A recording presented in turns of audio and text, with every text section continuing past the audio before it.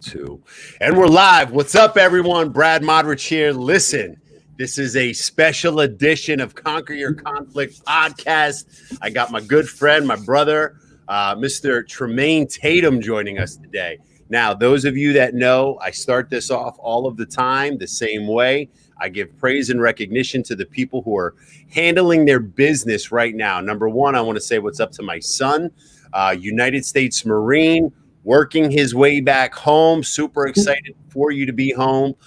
For those of you that are watching, that's number one. Second, all of the military personnel that are globally deployed on home, land, and everywhere. I just wanted to say thank you for doing what you do. And then to all the essential workers, police officers, grocery store workers, everyone dealing with COVID.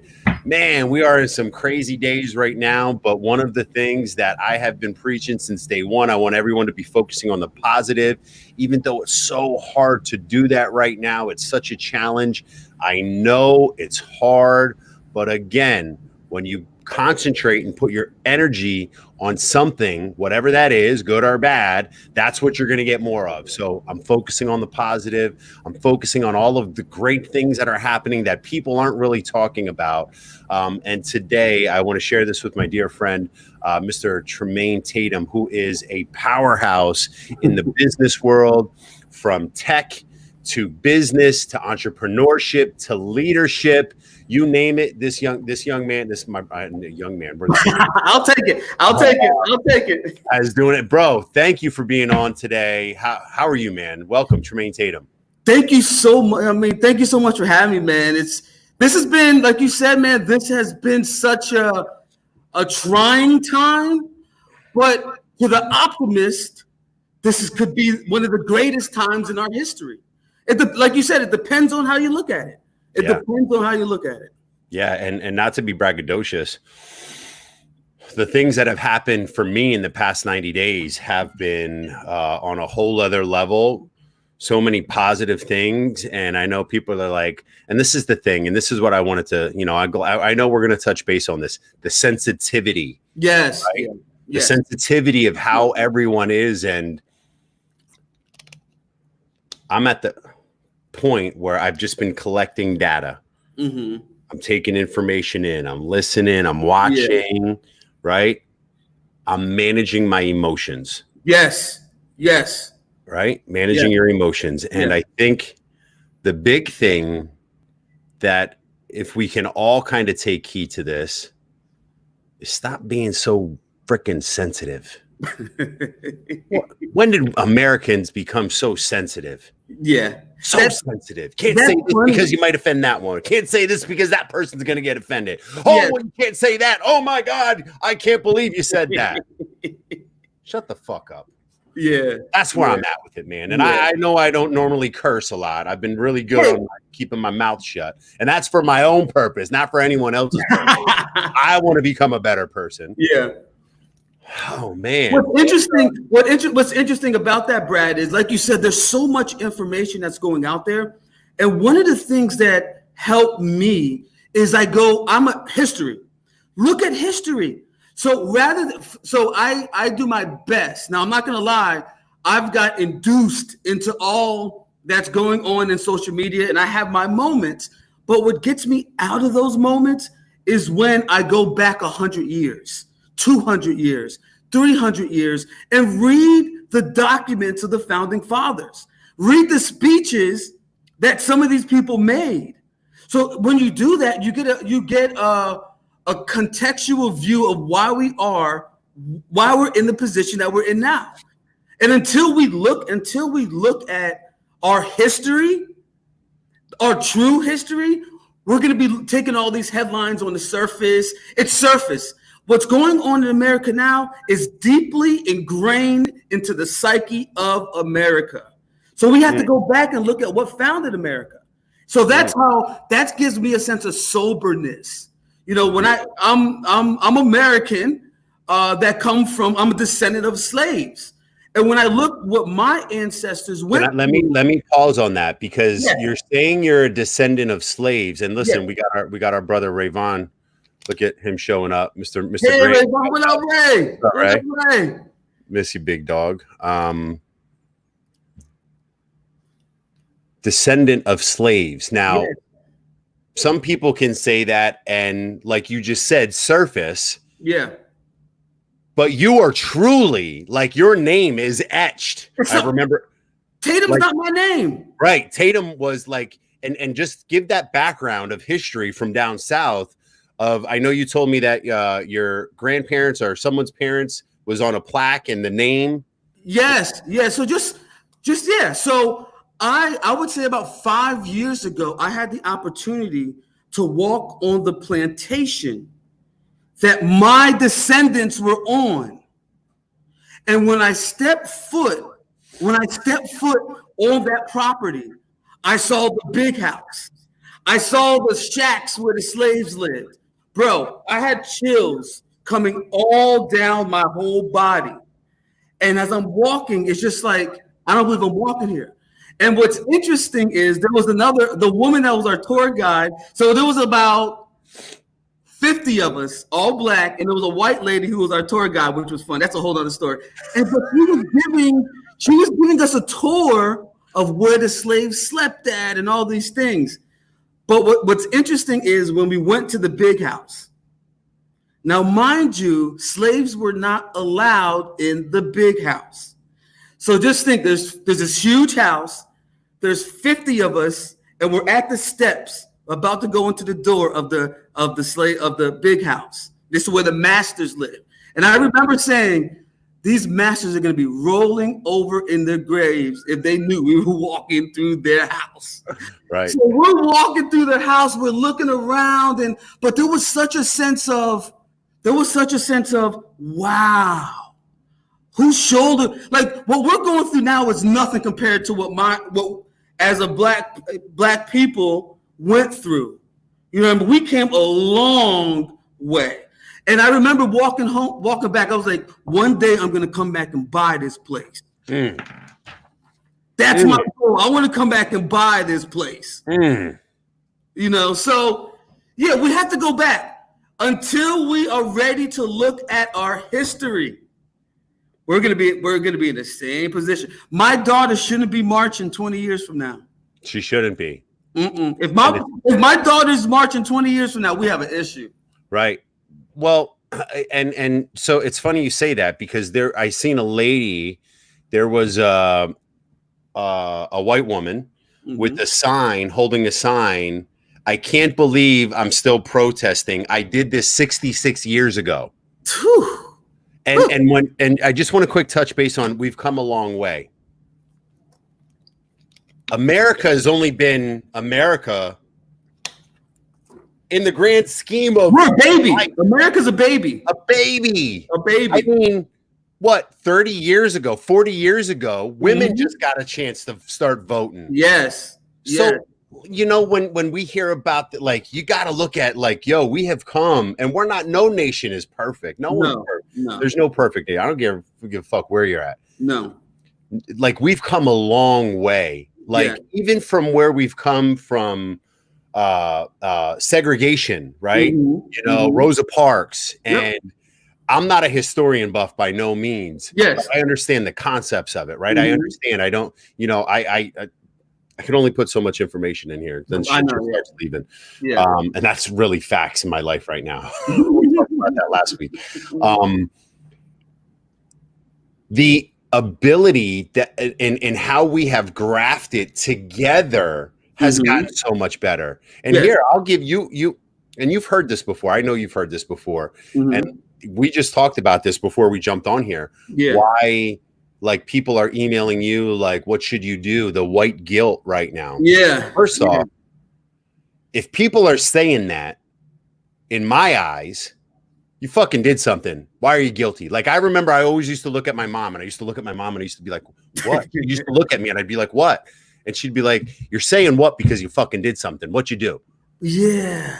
You know what I mean? So why is, first off, I don't feel guilty. I know where the fuck I stand. Yeah. I know where I stand. And I remember, and I don't know if you I remember this day vividly, because this is what marked me in Whitehall as the Wigger.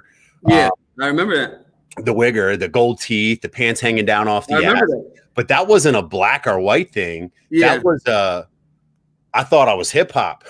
Yeah, now that's a whole nother conversation. Yep. Whole other conversation, right? Mhm.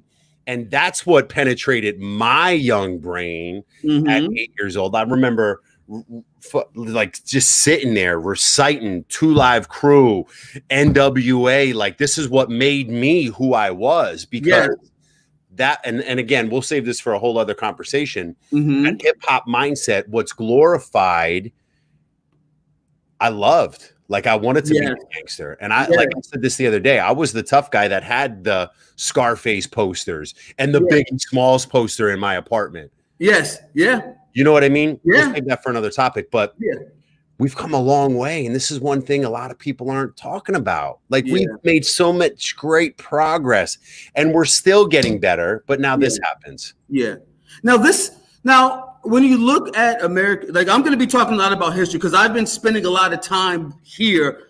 Rather than looking at headlines and tweets, I'm going back. So if you look at, as far as like the founding fathers, and now we were talking about this before, when they were writing the Declaration of Independence, and when they penned the part when they said all men are created equal, we all have a right to pursue life, liberty, and the pursuit of happiness. But in the back of their mind, there was a moral conflict. This is conquer your conflict, right? Yep. America from the very beginning was dealing with a moral conflict, because as they were penning all men are created equal, all of those founding fathers were sitting on, not all of them, but a good majority of them were sitting on slaves. They were sitting on slaves. So they knew. So how can you look and say, wait, all men are created equal, but these people that we have in chattel slavery, we don't even consider them a human. They're animals, not even a human, animals.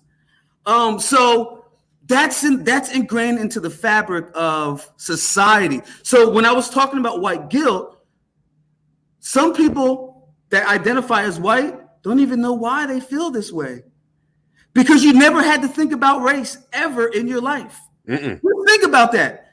You never had to think about race ever. The movies that you watched, all white characters. The churches that you attended, all white people. The schools that you attended. So there's a sense of belonging. There's a sense of comfort knowing that I do not have to think about race. Matter of fact, why I called myself an American first, because when you look at back in the days, race is based on economics. I can choose I'm obligated to mark myself as black if I want to economically participate in the American capitalism. I have to check mark, I'm black. When I do my census, I'm black. But that white is a social construct. That's an idea. It's not even real. It's a construct that in order for me to be white, you have to be black. And you know what? Matter of fact, I can issue who I want to be white or black.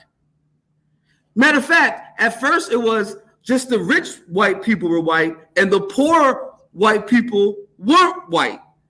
So even the rich white people had to relinquish that power of full whiteness to take part in all the privileges of being an American. So it's a race, it's an economic indicator. It's race-based economics. That's what we're dealing with. I know we talked about what was her name? Candace Owens, yes. Candace Owens. She had some strong views. Just a lot of strong views. And it's funny. I'm going to have on next week a young entrepreneur, young business guy who's starting a clothing line from the area. His name's Zach. I'm going to have him on next week.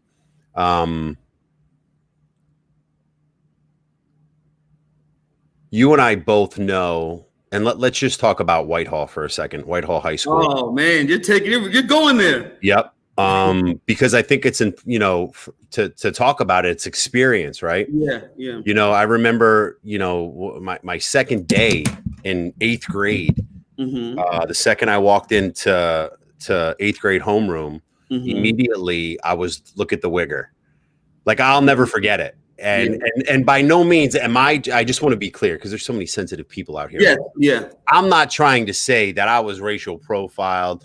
I'm not trying to say that I could even understand what Yeah. goes through the men and women of ethnicity when they're being ridiculed for the color of their skin. I can't even, it hasn't happened to me. I can't talk about it from personal experience. Mm-hmm. But I do know with the people that I rolled with, and I know from the way that I acted, right? I've experienced it firsthand in watching it, and I'm against it. I've been in more fights. I can't even begin to tell you. When someone said the N-word, I was like, what the fuck did you just say? What did you just say? Yeah. And on top of it, my niece and nephew are black, right? Yeah. My niece and nephew, Latasha and Evan. Yeah. You know, and I had a great conversation with Latasha this morning in regards to, because she's like dead smack. She's 27. She's in that group of millennials. What are her views on it? And you know what? She said something so great, which I fucking loved. She said, Uncle Brad, she goes, you know what's crazy? She goes, this isn't a big thing for me or my people, like her crew. Oh, right? wow. She goes, we all grew up with whites, blacks, Puerto Rican, Dominican. Yeah. She goes, we didn't deal with a lot of racism. I personally didn't deal with a lot of racism. Yeah. She goes, and I firmly believe, and this is coming from her, she goes, I firmly believe we have something special here in Allentown. Interesting. What's interesting about that, because you brought up Whitehall, right? So just to give you, and I don't know if I told you this, but I'll share this here. So my dad is from North Carolina. My dad's from North Carolina. So they moved, you know, there was a migration of blacks moving to the North for opportunity. So my dad was originally going to move to Brooklyn. Okay. My dad was going to originally move to Brooklyn, but something happened that it didn't work out. He landed in Allentown. Okay. So my mom came up because she was pregnant with me. Long story short, once my mom and dad got established, my dad bought a home in a trailer park. Now, the stereotype for a black person is living in the projects or the hood. But, and I don't share this with everybody, but I was, for the first 3 years of my life, and then the stereotype for living in a trailer park is what? Like white trash. White trash. Okay. So from the first 3 years of my life, my very beginnings were different, and I still don't understand why my dad moved to it, because he had to make a decision: trailer park or the projects, because he was just getting established as a young man here in Allentown. But growing up, so that path set a course. I went to Catasauqua for middle school, elementary school, middle school, and then I went to Whitehall. Catasauqua, we both know, is predominantly white. I'm always usually the only black person in my space. So from a very, very young age, I've learned how to navigate white spaces and the prejudice, everything that comes in it, and even navigating usually being the only one. So I'm older now. I can look back and I realize how much I had to what they call code shift. So in the white environments, I had to act a certain way so I can just get through the day.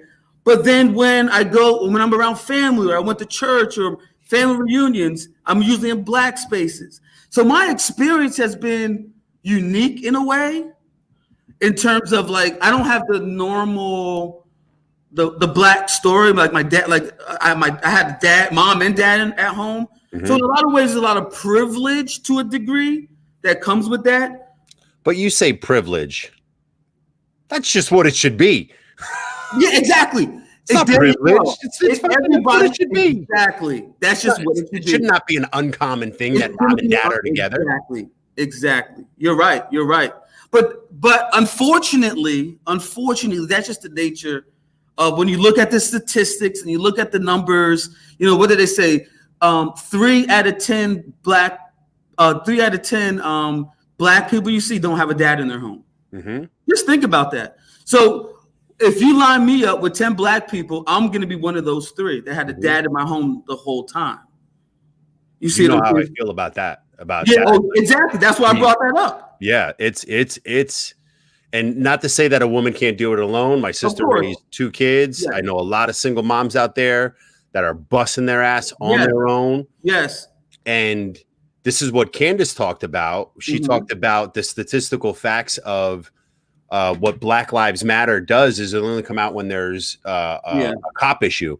I just want to, before I lose this thought, you said something about code shift, about how you had to navigate around how you acted around certain types of groups. Like you when you were with family, it was, you know, you were a lot more relaxed. You were more of like who you were, your identity. And then when you were at school or, you know, in your social settings, because of the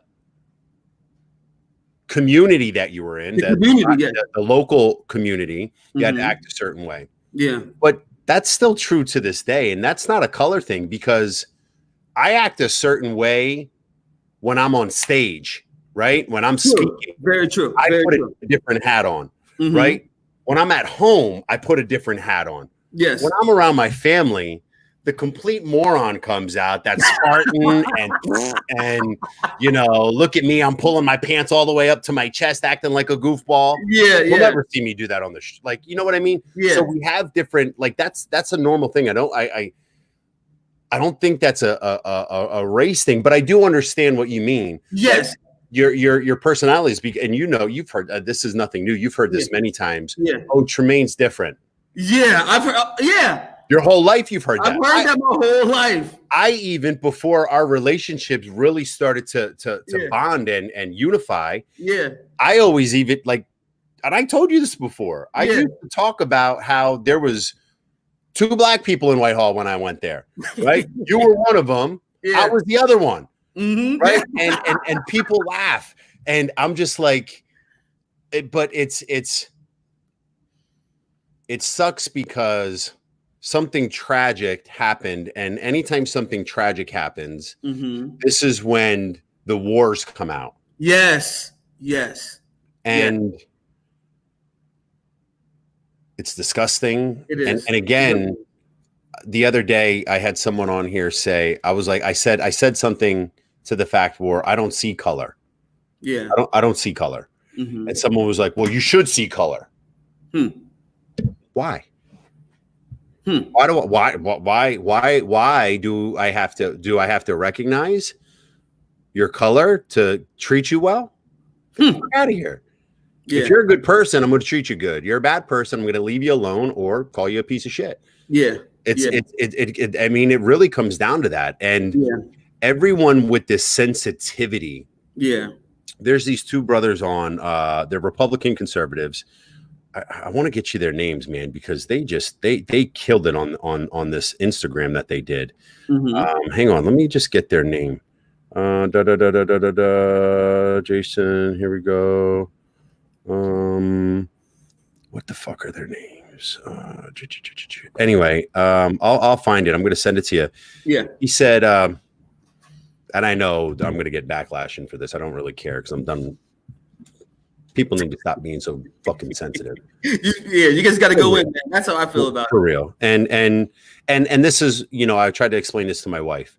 I know where I stand. Yes. I know when I lay my head down at night, that's right. I know how I act. I know how I represent. Yes. I know the battles that I fight for the people I love and care about. That's all that matters. Yes. Right? If someone wants to word fuck this and do whatever they want with what I say and what I do, that's on you. Right?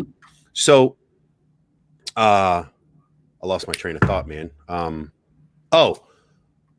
He said, I said I don't see color. You don't see color, yeah. And someone said, well, you should see color. Like that's not, you're not appreciative of my skin. First off, hold on, someone's joining in here. My girl Sarita. What's up, Sarita? Hey, Sarita. Sarita is an amazing human being. She's powerhouse. She's in my network marketing business. Great woman. This is my boy Justin. Because to say you don't is to devalue the experience of Black folks. Stop ignoring their Blackness. You do see color. To ignorance, it is ignorance. That's not true, Justin. And again, that's your belief. You're putting your belief on me. Yeah. Right. It's like this. I don't like vanilla pudding, and that's facts. Mm-hmm. Right. I don't like vanilla pudding. I love chocolate pudding. I'm a chocolate freak. Yeah. Right. Just because I don't love vanilla pudding, do I have to recognize and understand the people that do love vanilla pudding? Interesting. But listen, in either whichever one you choose, you have to go to the grocery store and buy it. Right. You have to make sure. So what I'm saying is that the whole issue of Black and white and celebrating Black and white, it all comes down to economics. It's all about economics. Look at the documents. It's all written. You're white and I'm Black because of economics. Now, can somebody tilt the scale? Well, whoever created the system they can rig it to their advantage. Like a casino. Mm-hmm. The casino always wins. The house always wins. It's the same concept.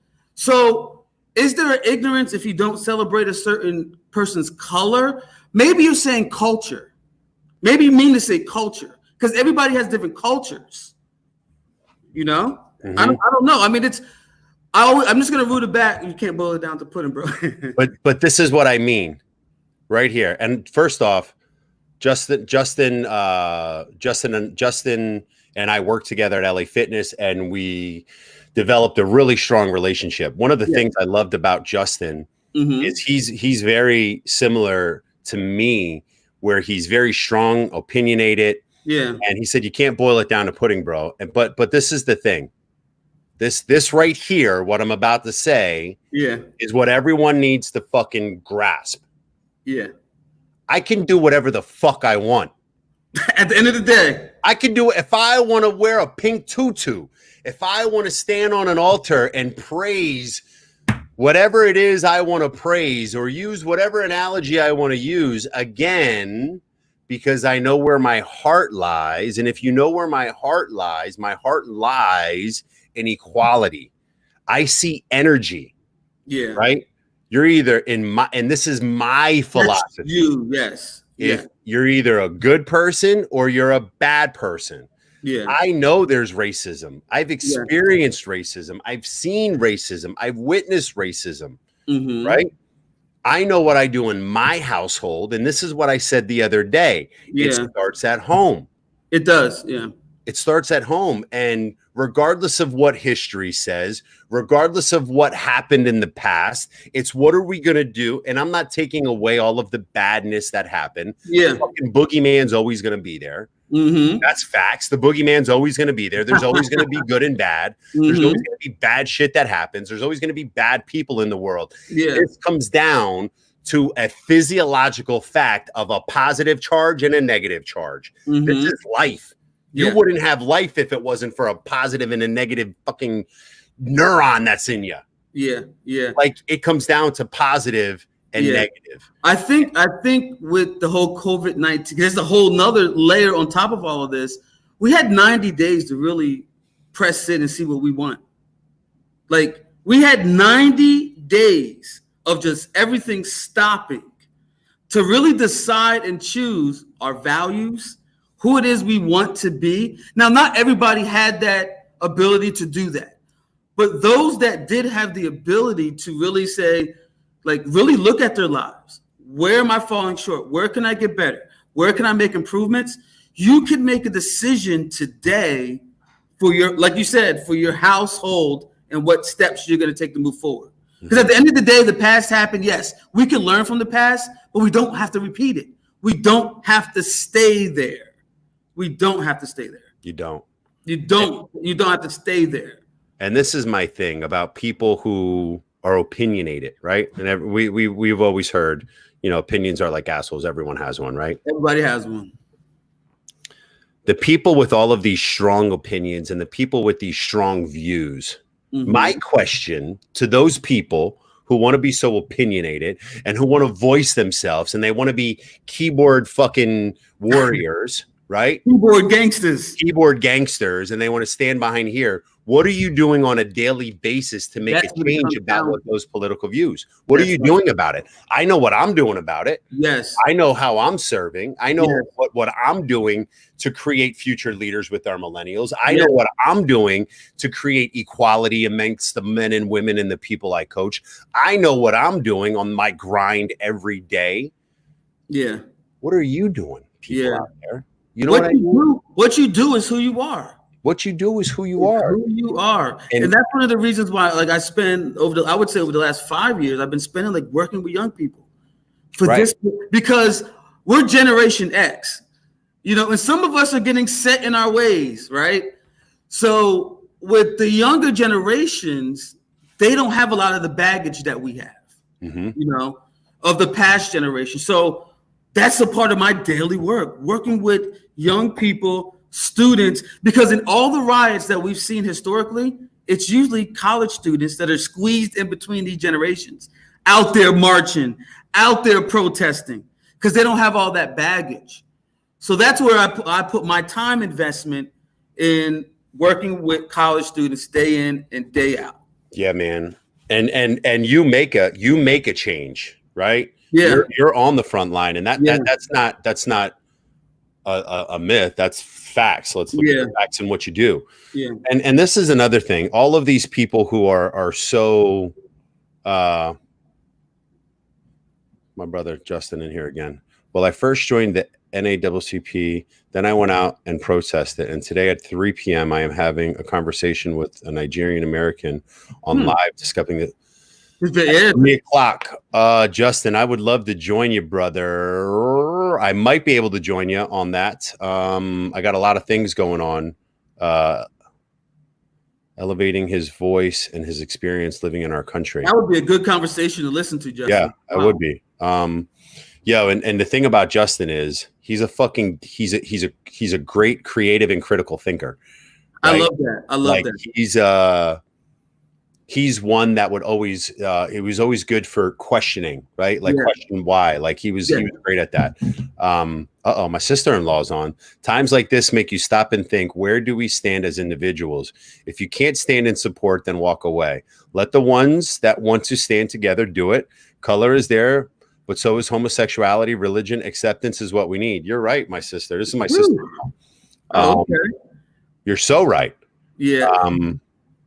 You're so right. Being American is very complex because of all these different layers. It is. Right. I'm getting busy. I have a black daughter who needs me to fight for her future. You're absolutely right, bro. Justin, that's what I said. I have a 2-year-old daughter, and I said if she's marching 50 years, 20, 30 years from now, we haven't done our job. So yeah, Justin, love that, man. Love that. Yeah, man. Love you too, bro. You know, we are in some crazy days, and one thing I was going to say before is you've heard this before, and I wanted to kind of touch base back on it. Oh, Tremayne, you're different, right? And it's not that you're different, and first off, you are different, but not different as a black man. I want to be very clear on this. You're different amongst men because you care, you listen, you pay attention, and then you act. If I went like this right now to the screen and I blocked you out, right? And I wasn't looking at you, and I wasn't looking at the color of your skin, and I was literally like this the whole time. Regardless of what your color was, if I was on a conversation on a consulting call, I would be like, yo, this is a fucking good dude. Because of the energy you're giving, the way that you listen, the way that you pay attention, the way that you respond. But you've always been that way. Right? Since I've known you. I've known you when I knew you in high school. I didn't really get to get a chance to know you in the 20s. And I know you went a little while. You know, I'm a while. In the 20s. I was down in Florida being fucking Tony Montana. And then I got it, you know, I was in prison. And then after that, then we kind of reconnected back at conditioning center. And you were on your progression back up. You were on your self-development. But when people say you're different, like, I stop saying it because I know you as who you are. Yeah. Right. I know you're Tremayne, your love, same thing with Bruce. Yeah. It's just there's just a certain level of respect for the work that you put in. Yeah. Not because you're different, because I mean, listen, we can kick it all day about socioeconomics and business and tradition and race. We could have very great conversations. Yeah. That's what makes you who you are. It's not the color of your skin. No, I really believe I'm standing on the shoulders of giants, man. I've been blessed to have so many positive role models in my life. It's unbelievable, growing up. So anything that I am is literally what's been poured into me by, like, starting with my dad. You know what I mean? Starting with these men that I've interacted with, man. It's not me, it's just who I've been blessed to be in certain environments. I want to do a test with you. I did this with a couple people, and I want you to just go to your vision real quick. And I want everyone to go to their vision real quick. Who's on this? We got some people watching. I want you to picture a city kid. Okay, just picture a city kid. Grew up with a single mom. Mom kind of ran through different men in her life. Drank all the time, partied all the time, was out till 3, 4 in the morning. Got the shit kicked out of her by her deadbeat husband. Right? Just picture this child, right? Picture this child. Then this child starts to get into those same type of things, the drinking and the drugs and the fighting. Picture this kid who just is raised on an urban city environment, raised by the streets, right? Think of that kid who's just straight up raised like his mentors were Tupac and Wu-Tang, and literally sitting watching Yo MTV Raps every single day, right? While mom was drunk, sitting there smoking cigarettes, right? Can you picture that kid? Unfortunately, I saw a black or a brown kid. Okay. And I just saw all the environment around that. That was me. I just gave you my life. Wow. Wow. I just gave you my life. And listen, this is no disrespect to my mother. My mother had her challenges that she went through. Yeah. Right. But that what I just gave you, raised on welfare. My mom had to work at the church, and she was drunk and married 3 times. And again, this isn't by no means am I talking bad about my mother. She had her challenges on why she went through what she went through. Yeah. But this is why I'm so adamant about the kid from the streets being able to make a choice. Right? Wow. I didn't have any male role models, and everyone, like, when I went to Whitehall, I lived with my stepdad for 3 years. Right? I was only there from 14 to 17. I was out of the house by 17. Wow. You know what I mean? So when I hear people say it's where you came from, it's not. Yeah. At some point you had to make a decision. At some point I had to make a decision. I made the decision. Yeah. I looked at the guy when I was in prison, and I looked at the jailhouse tatted up guy who's missing his teeth, who's all tatted up jailhouse. And he looked at me and he's like, "So is this what you're going to do for the rest of your life, kid?" Sheesh. At that point, the grace of God, whatever it is. Yeah. I said, there's no fucking way I am going to end up here. I got my GED in prison. got certified in prison, came out, had a job immediately when I got out of prison. What's so different? Oh, I have the same education. I come from the same background. I watch the same garbage. This is why I'm so adamant about young men and women. The second you can decide, regardless of where you come from or how you were brought up, you got to fucking own that shit. You got to own it. You got to own it. Yeah, at some point, you have to own it. You have to own it. You have to own it. You do. You really do. And here, hold on, my boy Justin. But you are not the problem, and not everyone is equipped with your strong mental, right? But I wasn't always mentally this strong. And when you made that decision, you were still hear that in America, right? But I was a convicted felon. I was a convict. And again,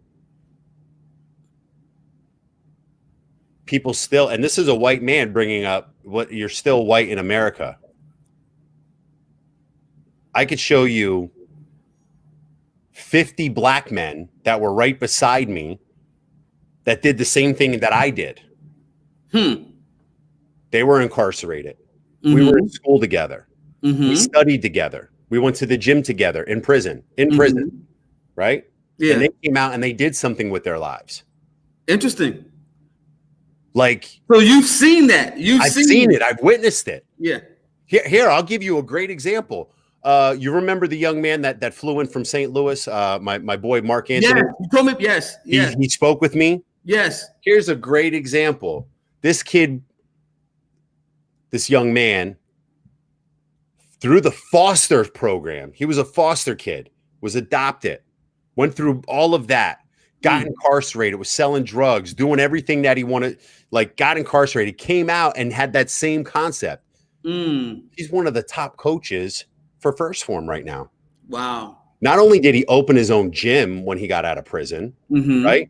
He got out of prison, opened up his own gym, started a business, sold his business, moved to St. Louis, got a corporate job at headquarters, and he's only 26 years old, 27 years old. Interesting. It's just, this is what I mean. Everyone has the same opportunity. Yeah. What fucking color you are. Yeah. I think like mentors or like reverse mentors, finding people that you don't want to be like, are crucial, are so crucial. That makes a huge difference. If you find somebody where you can aspire to be like this person, it gives you a point of reference to make a decision. Or you can find somebody like in your case, I don't want to be like reverse mentorship. I don't want to be like this person. It gives you a point of reference to make a decision. Because sometimes you can't be the originator of a decision. You need a point of reference. You need awareness and knowledge to make a decision. So mentorship and those people that are placed in your life. Yeah. And I think that the big thing is everyone's just so, do I want to use the word entitled? Is that the right word I'm looking for? Is it entitlement because of how they were brought up or color? I think in Americans, when you travel to another country, that's when you really realize, like when I went to Germany or when I went to London, that's when you realize you're American. I am fucking American. But there's this sense of like, wow, that person's American. But when you're in America, you don't realize that sense of entitlement, if you want to call it. Yeah. It's just in us. It's for some reason, it's just in us. This excellence that we try to project to the world. Listen, man, the boogeyman's everywhere. Yeah. And that's just the reality. I don't care where you're from, what color skin you have. And all of the people that are on this fucking let's jump up and first off, racism sucks. Is it ever going to end? I don't think so. People are moved by, and here, not in our lifetime. Not in our lifetime. But that doesn't mean that we can't fight, and I get it. That's true. You just said something about, when you travel. When we go to another country, we are in awe of the country, right? Mm-hmm. You usually travel from America to go somewhere and you're like, wow, look at this. Oh my God. And you realize that you are the foreigner on their land. Yes. Yes. But yet, when people come to America Mm-hmm. and they get their U.S. citizenship, Mm-hmm. you got to help me with this track. I I'm got with you. I'm with you. offensive people out there. I'm with you.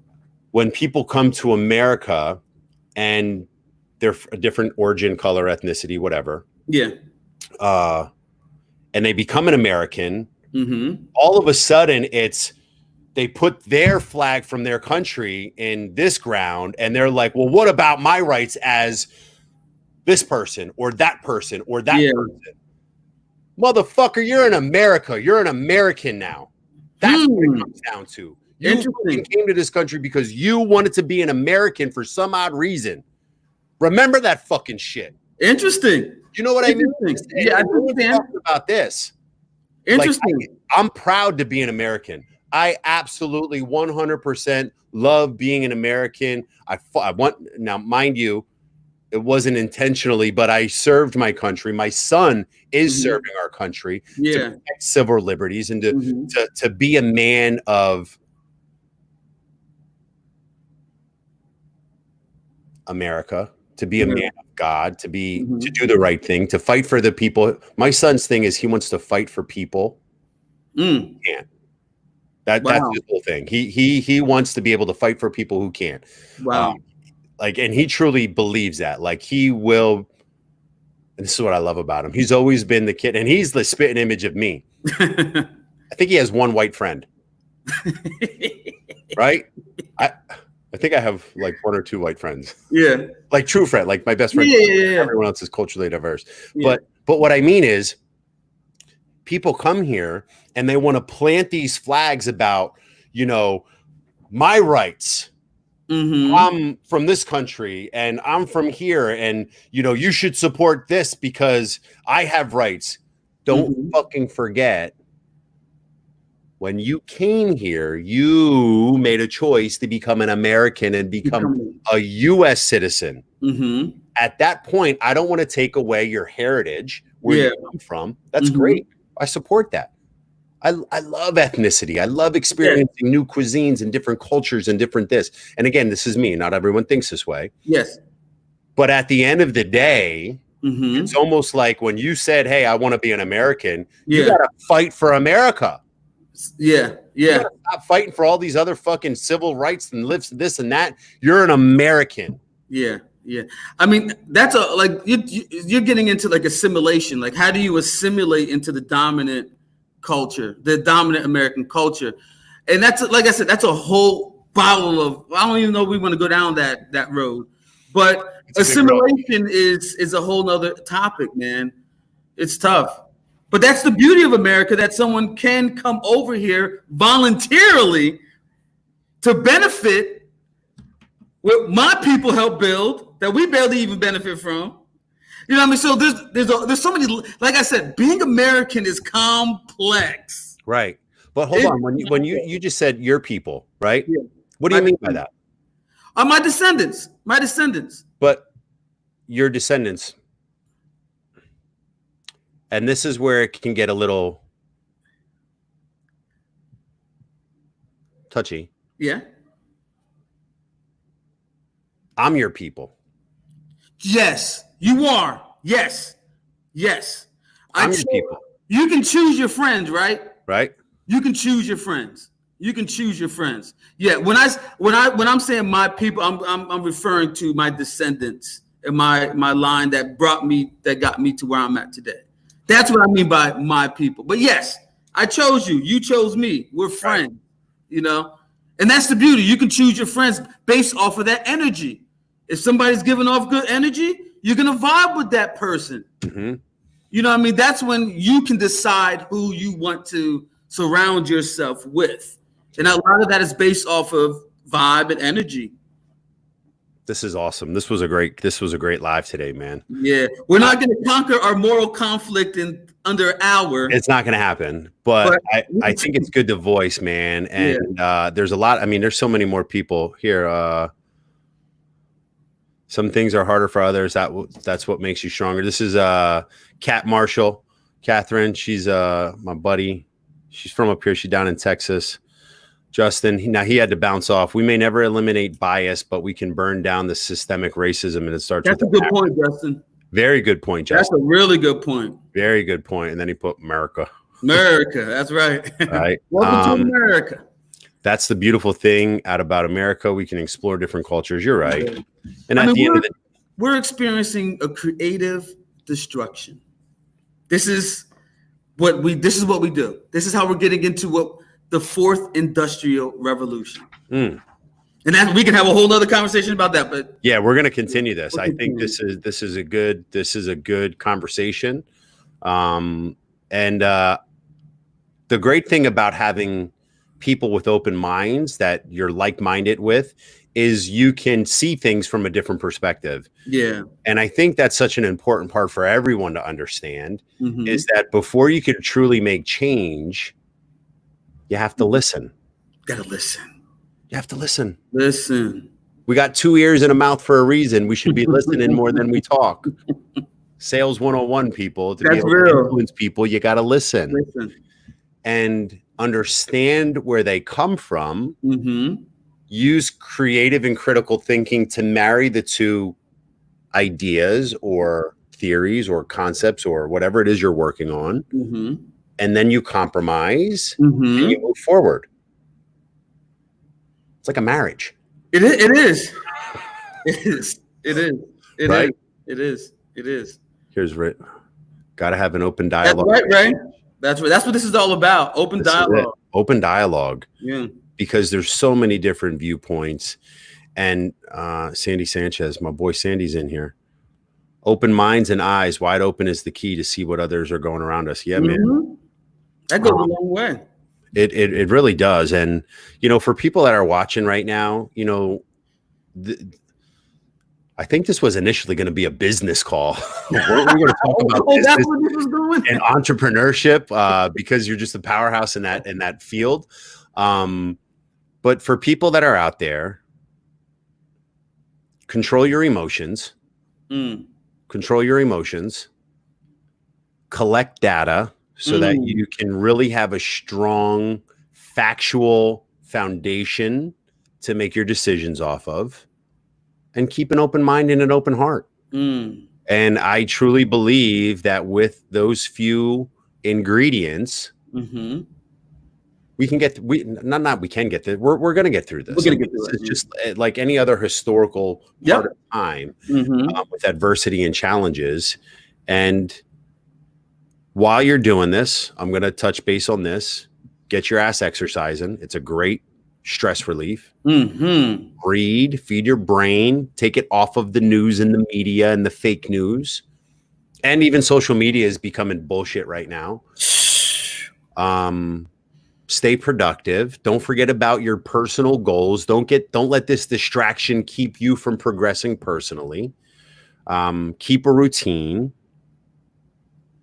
Stay happy. Find things that make you happy, whether it's your family. Don't forget that the happy and the love, it's always going to win every time. And I'm not taking away from the fucking bad shit that's happening. Yeah. But you could definitely make a better decision with an open mind and an open heart that's in a good place. Yeah. And then when you can, help others. Yeah. That's the key right there. Help others. That's the key. Yeah. Here's my boy. I'm so lost with these current events, baffles me, man. Sandy, call me, bro. You got my number, man. I will do my best. To anyone that's out there, shoot me a DM. We could pragmatically break this shit down. Yeah. Help compartmentalize it so you can move forward. Because at the end of the day, we're all processing this together. We're processing it. Yeah. I've never experienced anything like this. You know, none of us. None of us. Yeah. Tremayne, bro, I love you, man. Love you too, man. Love you too, man. So we got to do this more often, and just love everything about you, bro. Just keep it up, man. Those of you that want to follow He's big on Facebook, so you can find him on Facebook a lot quicker than you can on Instagram. That's why he's not down there. But visit him at www.tremayne.tatem.com. If anyone is in business or entrepreneurship or leadership, definitely follow my man here. He's been a very strong voice of reason and business in the back of my mind. And I'm just glad that you're in my life, bro. Appreciate you, man. Appreciate this. Yeah, bro. And that's it. We're all going through conflict. At the end of the day, the same way that we end the show all the time. What are you going to do to conquer your conflicts? What are you going to do to fight your fight? At the end of the day, you got to own your shit. You got to own it. Come up with a game plan to fix it, because no one's going to help you battle your battles except you. That's right. That's where we're at. Tremayne, Thank you, man. Thanks, brother. I appreciate you, bro. Stay on real quick. We're going to end this. Everyone else, peace. We'll see you on Monday.